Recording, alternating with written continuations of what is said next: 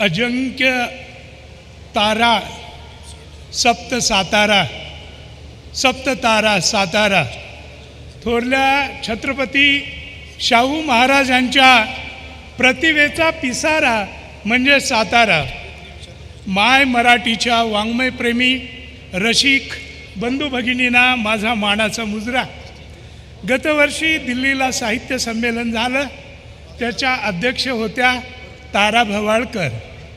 मी महाविद्यालयात शिकत असताना माझ्या वक्तृत्व स्पर्धेच्या परीक्षक असायच्या त्या तारा भवाळकर. तेव्हापासून त्यांच्या आणि आमच्या मनाच्या तारा जुळलेल्या आहेत. थोर भारतीय लेखिका मृदुला गर्ग, नवमहाराष्ट्राच्या प्रगतीची स्वप्ने पाहणारे आणि ते वास्तवात उतरावीत म्हणून सतत झटणारे मुख्यमंत्री देवेंद्रजी फडणवीस आणि ज्यांनी मला नोकरीमध्ये शिर्डी इंटरनॅशनल एअरपोर्ट एका साहित्यिकाकडं एक विमानतळ संपूर्ण उभारण्याची जबाबदारी दिली आणि ती मला पेलवता आली, हे मी माझं भाग्य समजतो. या समारंभात स्वागतशील आणि विनम्र असे स्वागतशील शिवेंद्रजी भोसलेजी. मला आठवतं, मी पानिपताकडे निघालो होतो. पहिल्यांदा माझा विमान प्रवास, माझ्या शेजारी अभयसिंह राजे भोसले होते आणि ते मला म्हणाले की विश्वासराव, तुम्ही पानिपत या विषयाला असा न्याय द्या की पानिपत हा अशुभ शब्द उद्या पुण्यपथाचा त्याला सुगंध निर्माण झाला पाहिजे. आणि त्यांच्याच पुत्राकडून माझा आता शिवेंद्र राजांच्याकडून सन्मान व्हावा, हे मी चांगला दुग्ध शर्करा योग मानतो. या ठिकाणी उपस्थित असलेले मंत्री गोरेजी, गोवा, हैदराबाद आणि बृहन महाराष्ट्रातून आलेले आमचे महाराष्ट्र मंडळांचे प्रतिनिधी, ज्यांना 5 पैशाचं अनुदान मिळत नाही तरीसुद्धा आपापल्या राज्यामध्ये वर्षानुवर्ष पदरमोड करून माय मराठीची राजवस्त्र सांभाळण्याचं ते काम करतात, त्याबद्दल त्यांना मी इथं मानाचा मुजरा करतो. मित्रहो, या सातारच्या 99व्या साहित्य संमेलनाच्या अध्यक्षपदासाठी आपण एका पाटलाला बोलावलेलं आहे. आणि पाटील हे आडनाव घेतलं की 3 फड डोळ्यापुढे उभे राहतात: कुस्तीचं फड, तमाशाचं फड आणि उसाचं फड. पण तुमच्या समोर बोलणारा हा पाटील फक्त शब्दाच्या फळामध्ये रंगणारा आहे. इथे 99व्या साहित्य संमेलनाचा अध्यक्ष एका पाटलाला करा, अशी मागणी जोशी आणि कुलकर्णींनी केली. आणि तुम्हाला माहिती आहे की बिघडलेला गाव जर सुधारायचा असेल तर पाटील आणि कुलकर्ण्यांना युती करावीच लागते. आणि या निमित्तानं मला आमच्या पट्टे बापूरावांचं कवन आठवतं की ही नटरंगी नार मारी काळजाला वार, हिने पाटलाला घातला डोळा, कुलकर्ण्याला केला खोळा, मास्तरानं सोडली शाळा हिच्यासाठी. हा अशी आमची ही जुनी वहिवाट आहे. आज या ठिकाणी अध्यक्षपद स्वीकारताना माझे गुरु बॅरिस्टर पी.जी. पाटील, माझे वाङ्मयीन गुरु शंकर सारडा यांची आठवण येते. हातकणंगलेकर, कनबरकर सर, चंद्रकुमार नलगे या गुरुजींची आठवण येते. आणि या जिल्ह्यामध्ये पाचगणित महात्मा फुले शाळेमध्ये कंठलेले ते मला मंथरलेले दिवस आठवतात.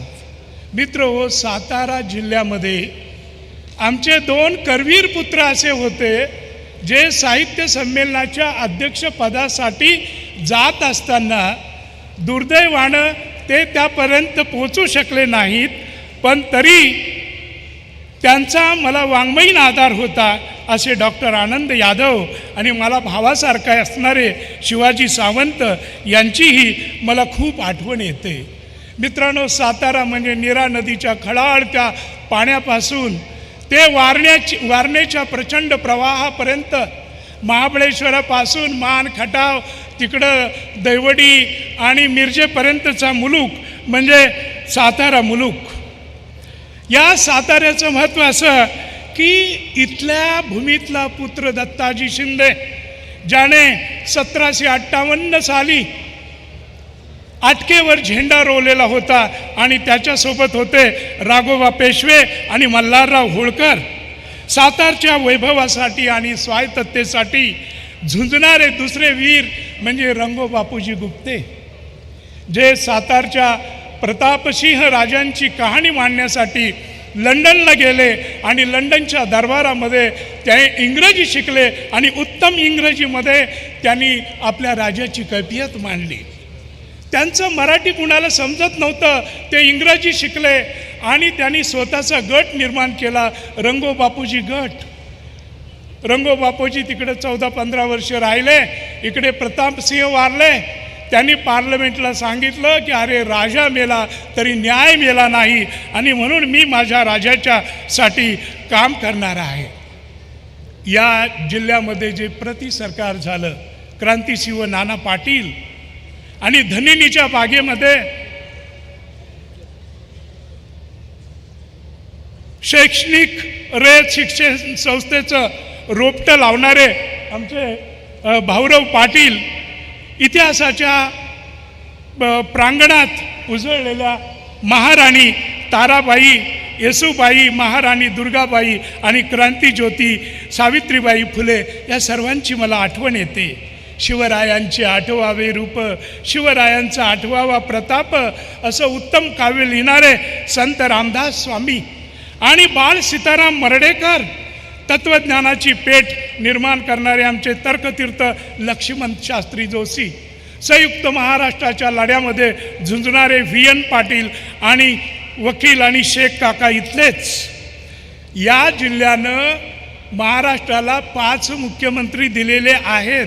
एवढंच नव्हे तर जिल्ह्याच्या बाहेर नेहरू आणि कृपलानी असताना तेव्हाचा उत्तर प्रांत म्हणजे आताच्या उत्तर प्रदेशाचे 7 वर्ष मुख्यमंत्री ठरलेले सुपुत्र या जिल्ह्याचे होते आणि त्यांचं नाव आहे गोविंद वल्लभ पंत, कराडजवळच्या औंधचे ते लोकांचा राजा असलेले आमचे औंधचे पंतप्रतिनिधी मालोजी राजे निंबाळकर.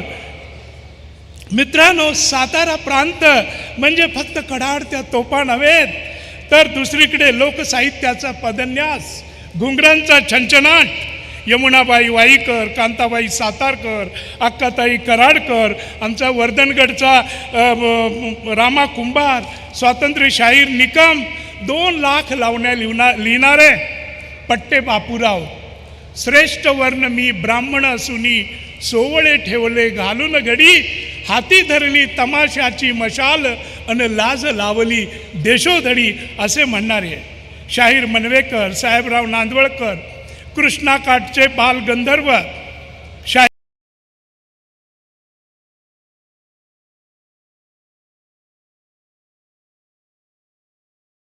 अण्णाभाऊ साठे, सातारा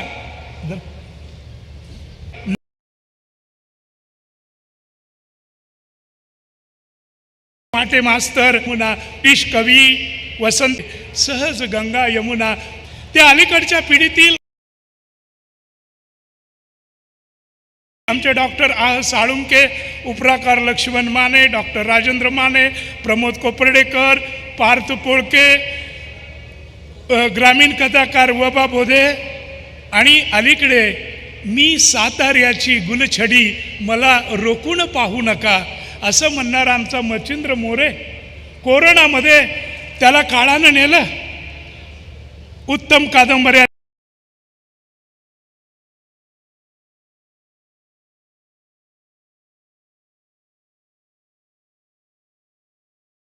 लिहिणाऱ्या मेधा पाटील असतील किंवा विट्याचे रघुराज मेटकरी, विजय बाबर, कवयित्री स्वाती शिंदे, दक्षिण महाराष्ट्रात साहित्याचा झेंडा फडकावणारे आमचे दिबा पाटील, ईश्वरपूरचे एकनाथ पाटील, गारगोटीचे चंद्रशेखर कांबळे, बहादूरवाडीचा धनाजी घोरपडे, ज्याचा जामिनावर सुटलेला घोडा थांबायचं नाव घेत नाही, कथाकार बाबा परीट, आप्पासाहेब खोत, मित्रांनो, साहित्य संमेलन म्हणजे केवळ हौशा गौशांची यात्रा नसते, ते वधूवरांचं वऱ्हाड नसतं, तर महाराष्ट्राच्या साहित्य संस्कृती आणि अस्तित्वाला आकार आणि दिशा देणारी एक लोकमान घटना म्हणजे मराठी साहित्य संमेलन.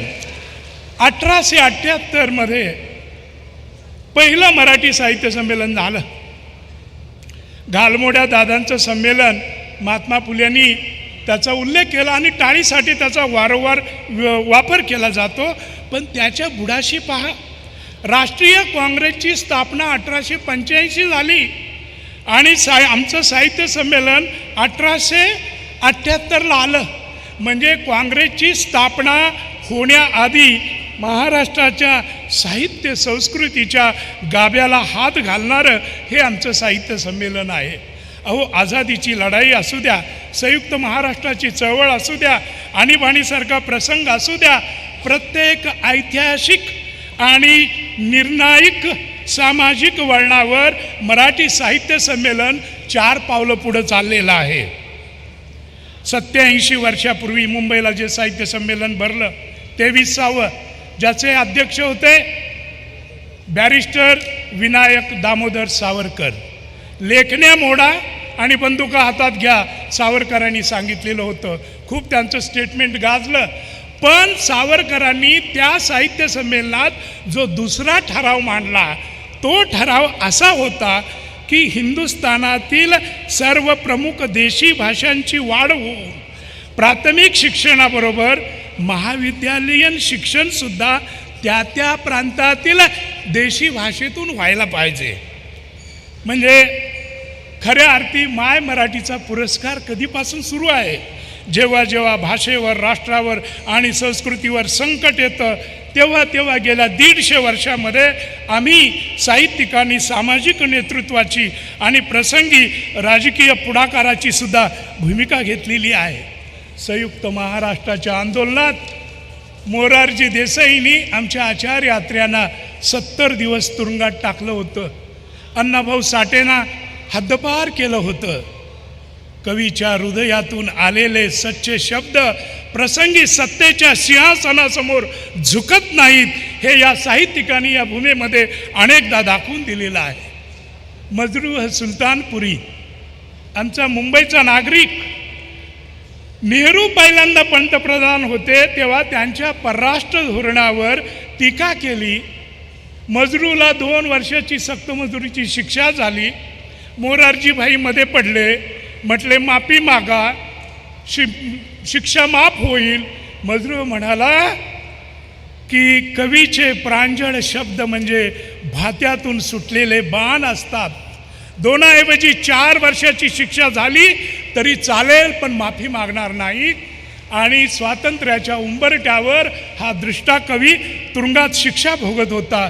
आणि आपले बासी मर्ढेकर ज्यांचं सुंदर स्मारक आहे, शासनाचं स्मारक शासनाने बांधलेलं एवढं सुंदर असतं, हे बासी मर्ढेकरांचं इथलं स्मारक बघितल्यावर माझ्या लक्षात आलं. त्यांनी सुद्धा शब्दांसाठी शिक्षा भोगली होती. मित्रहो, सध्या काळ वेगळा आहे, राजकीयदृष्ट्या नाजूक आहे, महापालिकाच्या निवडणुका आहेत, आचारसंहिता आहे. पण साहेब, मला सांगायचं आहे की तुमची आचारसंहिता असेल तर आमची विचारसंहिता आहे. तुमच्या आचारसंहितेची मुदत फक्त 2-3 आठवड्याची किंवा महिन्याची असते, पण साहित्यिकांच्या लेखण्या आणि त्यातून निघालेले स्फुलिंग हे काही पिढ्यांचा प्रवास करतात.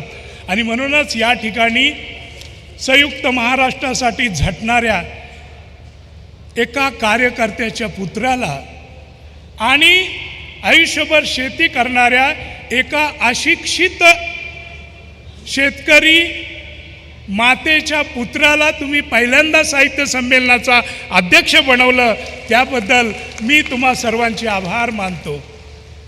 मी इथेच मला पानिपत कादंबरी साताऱ्यात नोकरी करत असताना सुचली. 28व्या वर्षी प्रकाशित झाली, 29व्या वर्षी पांगिरा आली, 30व्या वर्षी झाडाझडती आली. ऐन तारुण्यात एवढं मला यश मिळालं आणि मी त्याचा विचार करतो की हे माझ्या हातून कसं काय झालं असेल. तर मला असं वाटतं की माझ्या महन मंगल मातीवर, इथल्या थोर संस्कृतीवर आणि गौरवशाली इतिहास परंपरेवर जे प्रेम आहे, त्या प्रेमामुळं हे सगळं काम माझ्या हातून होऊ शकलेलं आहे, जे काम अजून माझ्या रक्तश्वासाचा आणि ध्यासाचा भाग आहे. माझी बॅकग्राऊंड ही साहित्यिक होण्यासाठी अजिबात उपकारक अशी नव्हती. 1400 लोकवस्तीचं माझं गाव, मारुतीच्या मंदिरात शाळा भरत होती, जिल्हा परिषदेचा मी विद्यार्थी, समोरून वाहणारी वारणेचा प्रचंड पाऊस. पण मित्रांनो, माझ्या परिसराला देणगी होती ती निसर्गाची, आणि बाजूला सहारा होता तो शिवप्रभूंच्या इतिहासाचा. एका बाजूला विशाळगड आणि दुसऱ्या बाजूला पन्हाळगड, म्हणून मी हे सगळं करू शकलो. या भूमीतल्या लावण्या, गाणी, भेदिक, कटाव, हे भारुडं सगळी पाहता पाहता मी लहानाचा मोठा झालो. आणि मला आठवतं, शाळेमध्ये गुरुजींनी एकदा कवितेच्या तासाला सांगितलं, मुलांनो आवडती कविता म्हणा. एकाने सुरू केलं, एकाने सांगितली लाडकी बाहुली होती माझी एक. दुसऱ्या म्हणाला डुंपट डुंपट लय जिम चाले जोरात. गुरुजी म्हणाले पाटील कविता म्हणा. आम्ही ठेवला कानावर हात आणि केली सुरुवात. नेसली ग बाई चंद्रकळा टिपक्याची, नेसली ग बाई चंद्रकळा टिपक्याची, तिरपी नजर माझ्यावर या सावळ्या हरीची. शिटी मारण करतो गोळा गोपाळांचा मेळा, राधिकेला अडवून धरतो मिठी मारतो गळा. शर्त झाली बाई याच्या निर्लज्जपणाची. गुरुजी ओरडले, पाटील थांबा, अहो ही तमाशाची कणात नाही, ही शाळा आहे. घ्या पाटी दप्तर आणि पडा बाहेर. आणि मग आमची सुट्टी झाली. तेवढ्यात आमचे चुलते आले आणि हातामध्ये त्यांच्या भाला होता. ते म्हणाले, अहो मास्तर आमच्या लेकराचं काय चुकलं? म्हणाले, काय लेकरू आहे, राधिकेला मिठ्या काय मारतोय, वाटत काय अडवतोय, हा विद्यार्थी आम्हाला परवडणारा नाही, तुम्ही जा दुसरीकडं. त्यावेळेला खरं कारण ज्या वेळेला आमच्या चुलत्यांना कळालं, चुलते म्हणाले, पण मास्तर हे गाणं कोणाचं आहे याचा तुम्ही अभ्यास केलाय का? हे गाणं लिहिलंय संत एकनाथ महाराजांनी, आणि ज्या शाळेला संत एकनाथांचं काव्य चालत नसेल ती आम्हाला शाळाच नको. अशा पद्धतीनं आमचं शिक्षण झालेलं आहे. मित्रो, माझ्यातला लेखक या ठिकाणी घडला. झाडाझडतीसारखी कादंबरी लिहिताना मान खटावमध्ये आंधळी धरणाला बुलडोजर लावले होते. त्यावेळेला तिथं वेगानं आडवा आलेला वर्धमान निकम नावाचा कॉम्रेड, किंवा कृष्णेच्या पाण्यामध्ये वाहणारा आपला महारवाडा जपण्यासाठी धावत आलेले सावंत गुरुजी, याच्यामध्ये मला खैरमोडे गुरुजी दिसले. मित्रांनो, मला असं वाटतं की सध्या मनुष्य, प्राणी आणि मानव याच्यातला विचार करायची वेळ आलेली आहे. मी नुकतीच ग्रेट कांचना सर्कस नावाची कादंबरी लिहिली, ज्याचा उल्लेख आता मृदुलाजींनी केला. अनेक भाषामध्ये ती गाजते आहे. मध्ये तो आमिर खानचा पिक्चर आला दंगल. दंगलमध्ये काय मंगल, तर मुलांचा कुस्तीमध्ये पराभव करतात. मी काही प्रतिक्रिया व्यक्त केली नाही. मी त्यांना म्हणालो, अरे मुलं सोडाच, 100 वर्षापूर्वी तारा शिंदे नावाची आमची मुलगी कोल्हापूरची वाघाबरोबर कुस्ती खेळायची आणि वाघाला घाम फाडायची. तिची शाहू महाराजांनी तिला हत्ती दिले, घोडे दिले आणि तिनं सर्कस काढली होती. आज बांधावर ज्या वेळेला शेतकऱ्याला ठराविक वेळेमध्ये उसाला पाणी पाजावं लागतं, नागाच्या मानेवर फडीवर पाय ठेवून तो शेती पिकवतो, आणि त्यावेळेला प्रत्येक ठिकाणी बिबटे उभे आहेत. एका जुन्नर तालुक्यामध्ये 54 माणसं मरण पावली, 150 माणसं जखमी झाली आणि 25,000 जनावरं ही बळी पडलेली आहेत. मित्रांनो, अलीकडेच महादेवी नावाची आमची कोल्हापूरची हत्तीन, तिचं संरक्षण व्हावं म्हणून गावेच्या गावे डोळ्यामध्ये अश्रू घेऊन त्या महादेवीच्या रक्षणासाठी रस्त्यावर आलेली होती. परंतु आमच्या पेठा किंवा प्राणीमात्र संघटनेनं आमचं भारताचं एवढं मोठं फॉरेस्ट डिपार्टमेंट, कोट्यावधीचं बजेट, तिथले फॉरेस्ट ऑफिसर सगळे नापास ठरवले आणि महादेवीला पाठवली ती एका उद्योगपतीच्या जंगलामध्ये. मला सांगायचं आहे की हाती घोडी कशी सांभाळायची हे आम्हाला पूर्वापार माहिती आहे. त्याचं एक शास्त्र होतं, त्याच्यामध्ये अभ्यास झालेला आहे. मतंग ऋषींनी गजशास्त्र लिहिलं, शालिहोत्र ऋषींनी संशोधन करून अश्वशास्त्र लिहिलं. आणि म्हणून मला असं वाटतं की ही जनावरं पुन्हा सर्कसीमध्ये देण्याची वेळ आलेली आहे आणि प्राणीमात्रांचं फारसं काही ऐकायची गरज नाही. 100 वर्षापूर्वी द आस्पेक्ट्स ऑफ नॉवल, कादंबरी फॉर्मचे गुण, मग त्याच्यामध्ये कथानक असेल, नाट्य असेल, पण याहीपेक्षा पुढे आपण जर विचार केला तर कादंबरी ही परदेशी नाही, स्वदेशी आहे.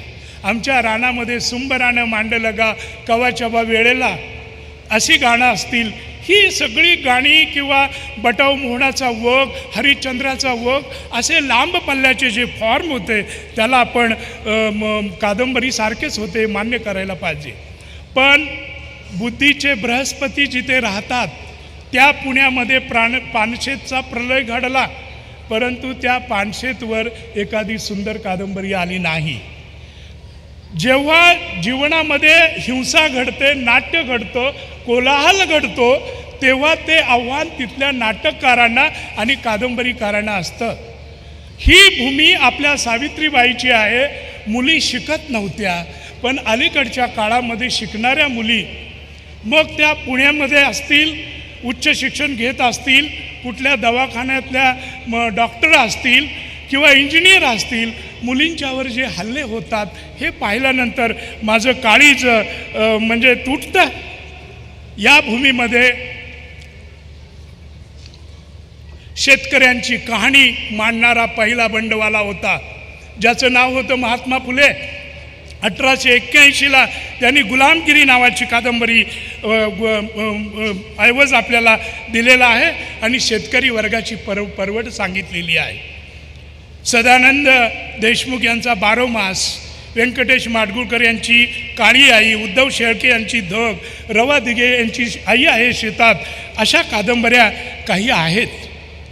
पण मित्र हो, सध्याची परिस्थिती खेड्यातली खूप भयानक आहे. अनेक गावामध्ये मुलांची लग्न झालेली नाहीत कारण त्यांना नोकऱ्या नाहीत. मुलींची लग्न होत नाहीत कारण बाप म्हणतो की बेकार मुलाच्या गळ्यामध्ये माझी पोरगी बांधण्याऐवजी घरामध्ये मेलेली काय वाईट. आणि आपण सर्वांनीच विचार करायला पाहिजे, अशी एक भयानक परिस्थिती आहे. 1986 साली साहेबराव कुर्वे नावाच्या चिखलगावांच्या शेतकऱ्यानं आत्महत्या केली आणि 27 वर्षात पुढे 96,000 शेतकऱ्यांनी आत्महत्या केल्या. म्हणजे दर दिवशी एक किंवा एकापेक्षा अधिक शेतकरी हत्या करतात, आत्महत्या करतात. हे फक्त शासनाचं अपयश नाही, गेल्या 40 वर्षातलं हे समाजाचं अपयश आहे, तुम्हा आम्हा कलावंतांचं अपयश आहे. प्रत्येक वेळेला काय सांगितलं जातं की शेतकऱ्याला शेती परवडत नाही. अरे मी विचारतो, या भूमीमध्ये जे सरकारी अधिकारी आहेत त्यांच्या कुटुंबाने किंवा त्यांच्या नातेवाईकांनी सुरू केलेला कुठला धंदा कधी बुडालेला आहे का? किंवा नगरपालिकेच्या मेंबरपासून संसदेपर्यंत कुठल्या लोकप्रतिनिधीच्या कुटुंबाने किंवा नातेवाईकांनी केलेला कुठला धंदा बुडलेला आहे का? आणि मग हे शेतकऱ्यांच्याच जीवनामध्ये ही वाताहत का यावी?